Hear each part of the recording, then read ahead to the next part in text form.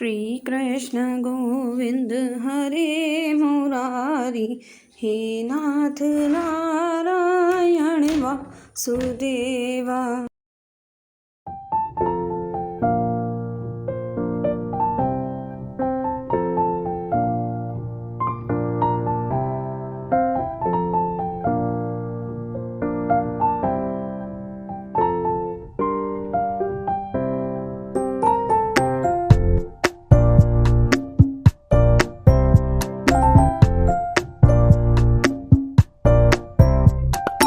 Hello everyone, good morning, welcome back to the channel. कैसे हैं आप सब लोग? आई होप आप सब बहुत ही बढ़िया होंगे और मैं भी बहुत अच्छी हूँ।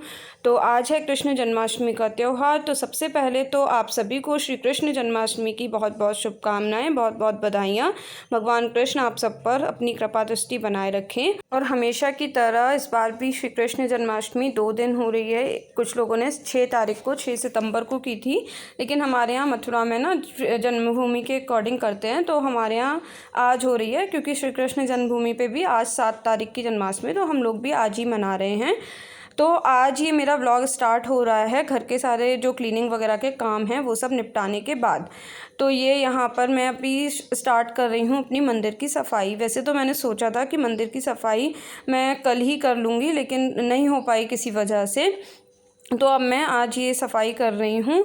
तो सबसे पहले मैंने क्या किया, मंदिर के ना सारे जो सामान थे वो सब निकाल के, मैंने सारा सामान, सारे भगवान जी जो हैं वो बाहर निकाल के रख दिए। और एक्चुअली मैंने ना एक वॉलपेपर मंगाया था मीशो से। ये वॉलपेपर मैंने मंगाया था, तो मैंने सोचा था ये वॉलपेपर मैं इसके पूरे बैकग्राउंड में लगाऊंगी। तो बस यहाँ पर मैं सारे सामान यहाँ से मैंने निकाल के रख दिए हैं। जो ये नीचे ड्रॉर्स हैं इनमें भी बहुत सारा ना गंदगी हो गई थी। अभी बीच में ना छोटी छोटी चुईया हो गई थी घर में, तो उसकी वजह से ना इसमें घुस के उन्होंने गंदगी सी कर दी थी। तो मैंने ये सारा सामान यहाँ से हटा दिया और उसके बाद जो काम का है बस उसे रख लिया, बाकी सबको मैंने हटा दिया है, डिस्कार्ड कर दिया। और इसके बाद अब ये मैंने यहाँ पर ले लिया वॉलपेपर, और वॉलपेपर को नाप के मतलब साइज़ के अकॉर्डिंग मैंने यहाँ पर कट कर लिया। कट करके अब मैं इसको यहाँ पर चिपका दूँगी। लेकिन मैंने जितना इजी सोचा था ये काम, मैंने सोचा था आसानी से चिपक जाएगा, लेकिन कहते हैं ना कोई काम आप आसान सोचते हो लेकिन उतना आसान वो होता नहीं है।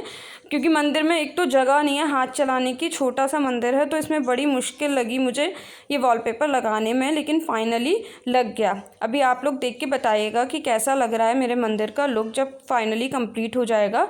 तो यहाँ पर ये मैंने इस तरीके से साइज़ के अकॉर्डिंग काट लिया। काटने के बाद इसको मैंने यहाँ पर पेस्ट कर दिया। और इसके बाद देखिए ये कुछ इस तरीके का हो गया। ये मैंने पूरा जो अंदर है, अंदर का पूरा जो बैकग्राउंड है उस पर वॉलपेपर लगा दिया है। और वॉलपेपर लगाने के बाद अब जो मेरे सारे भगवान जी हैं, जो भगवान जी की फ़ोटोज़ वगैरह हैं, वो सब अच्छे से गीले कपड़े से पोंछ के मैं सारी यहाँ पर लगा दूँगी। तो उससे मेरा मंदिर जो है वो अच्छे से ऑर्गेनाइज़ हो जाएगा।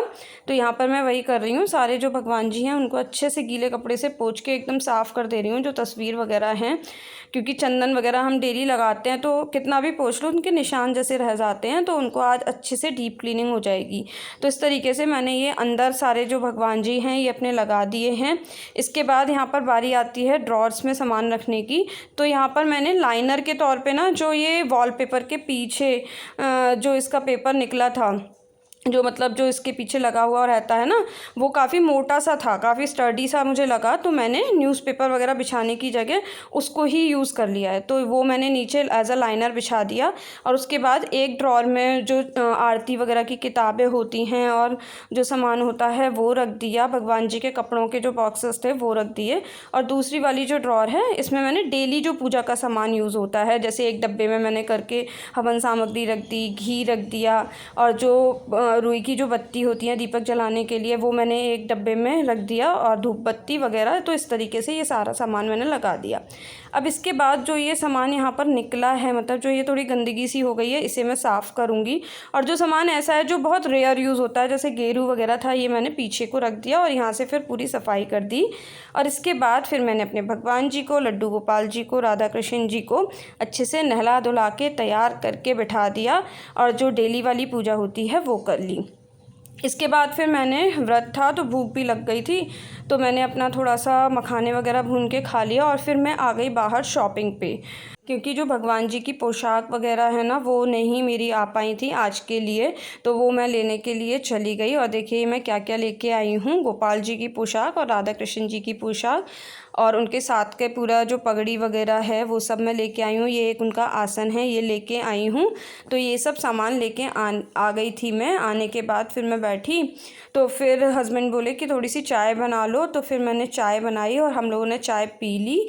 अब चाय पीने के बाद अब मैं आ गई हूँ किचन में। अपनी शाम की जो भोग वगैरह बनता है ना, मेवा का जो पाक बनता है, पंजीरी बोलते हैं उसे, वो बनेगा। तो वो सब करने के लिए मैं आ गई हूँ। तो उससे पहले सबसे पहले ये जो ना कूटू है, तो ये कूटू मैं ना साबित लेके आई थी, क्योंकि ना जो बाज़ार का आटा आता है ना पिसा हुआ, वो उसमें ना काफ़ी मिलावट वगैरह आने के चांसेस भी रहते हैं। और एक दो बार तो ऐसा हुआ है कि बिल्कुल पैकेट लेके आए हैं और वो ना बिल्कुल कड़वा जैसा गंदा सा उसका टेस्ट था। तो इस बार मैंने सोचा कि कूटू जो है, आटा ना लाके कूटू का, और उसकी जगह साबित कूटू लेके आते हैं। तो वही वो था कूटू। तो मैं उसको ना थाली में करके, अभी थोड़ी सी धूप थी तो मैंने ना उसको छत पे सुखाया है, जिससे कि उसको जब पीसेंगे तो वो अच्छे से पिस जाएगा।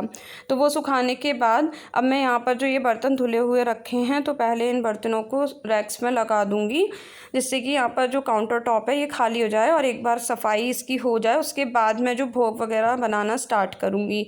तो यहाँ पर ये मैंने काउंटर टॉप की सफाई करना शुरू करा, मतलब ये बर्तन वगैरह लगाना शुरू किया, बर्तन लगा दिए।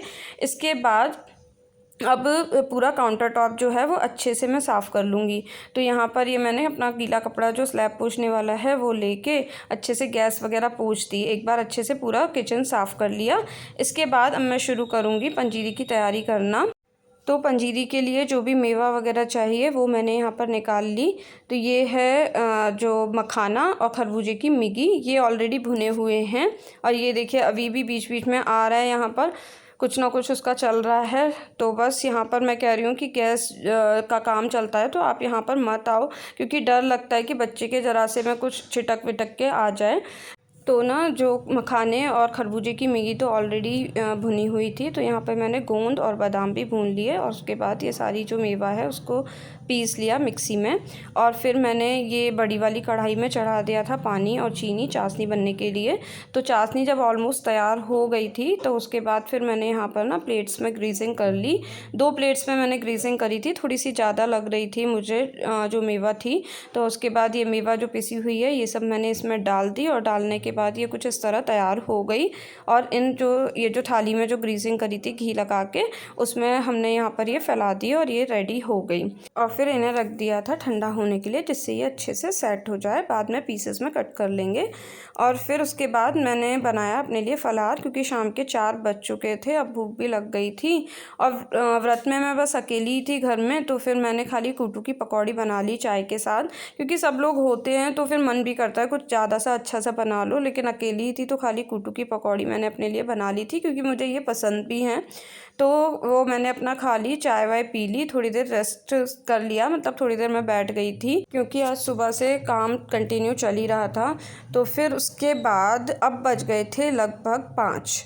तो अब मैं आ गई यहाँ पर चौकी सजाने के लिए, क्योंकि दिन के टाइम तो मैंने सुबह के टाइम बस मंदिर की अच्छे से सफाई करके और भगवान जी की पूजा करके अभी वो मंदिर में ही बैठे थे। लेकिन मैं शाम के लिए चौकी लगाती हूँ। तो यहाँ पर मैंने अपना चौकी थोड़ी सी सजाने के लिए निकाल ली और यहाँ पर उसके जो चारों पाए होते हैं उस पर मैंने अशोक की जो डाली हैं वो बांध ली। और इसके बाद ये लाल कलर का कपड़ा जो है वो चौकी पर बिछा लिया। और इसके बाद यहाँ पर मैं सारी पूजा की जो तैयारी है वो अभी करके रख दूँगी। तो ये मैंने अपने लड्डू गोपाल जी यहाँ पर विराजमान कर दिए और इसके बाद ये मेरे राधा कृष्ण जी हैं, ये मैंने विराजमान कर दिए।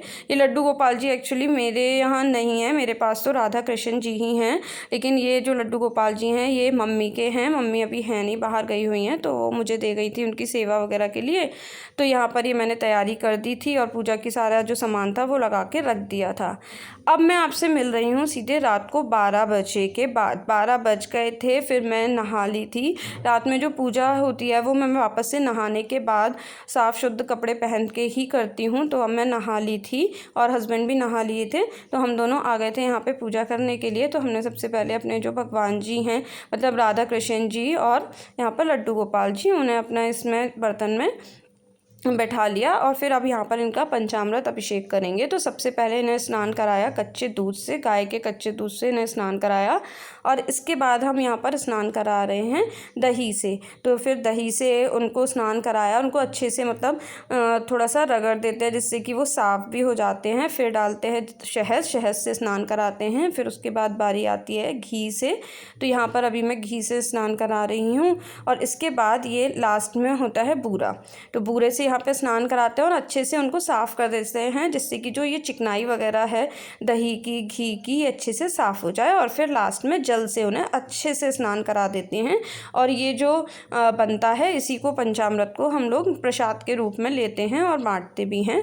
तो यहाँ पर मेरे लड्डू गोपाल जी और राधा कृष्ण जी यहाँ पर स्नान करके तैयार हो गए। अब करेंगे उनका श्रृंगार। तो उनको मैंने उनके जो नए पोशाक लेके आई थी वो पहना दी और उनका आसन भी बिछा दिया। उसके बाद उनको पूरा श्रृंगार कर दिया था, जो भी उनके आभूषण थे वो सब पहनाए। यहाँ पर माला लेके आई थी तो माला पहनाई। और अब इसके बाद शुरू होगा भोग लगाने का जो प्रोग्राम होता है। तो यहाँ पर पहले फल्स का मैंने भोग लगा दिया और उसके बाद जो मिठाई बनाई थी और जो पंच मेवा होती हैं वो सब मैंने यहाँ पर भोग लगा दिया। भोग लगाने के बाद अब हम करेंगे आरती। तो आरती के लिए हमने दीपक जला लिया और उसके बाद जला लेंगे यहाँ पर धूप बत्ती। तो इस तरीके से ये आज की जो है पूजा यहाँ पर संपन्न हो जाएगी। और इसके बाद अब मैं यहाँ पर कर रही हूँ आरती। तो बस आरती करने के बाद भगवान जी को प्रणाम कर लेंगे और इस तरीके से ये आज की जो पूजा है ये समाप्त हो जाएगी। तो इस तरीके से आज मेरा ये जन्माष्टमी का त्यौहार हमने आज मनाया। तो आप भी बताइएगा आपने कैसे मनाया और आपको व्लॉग अच्छा लगा हो तो चैनल को सब्सक्राइब ज़रूर कीजिएगा, लाइक कीजिएगा, शेयर कीजिएगा अपने फ्रेंड्स एंड फैमिली के साथ और कमेंट करके मुझे ज़रूर बताइएगा आपको व्लॉग कैसा लगा।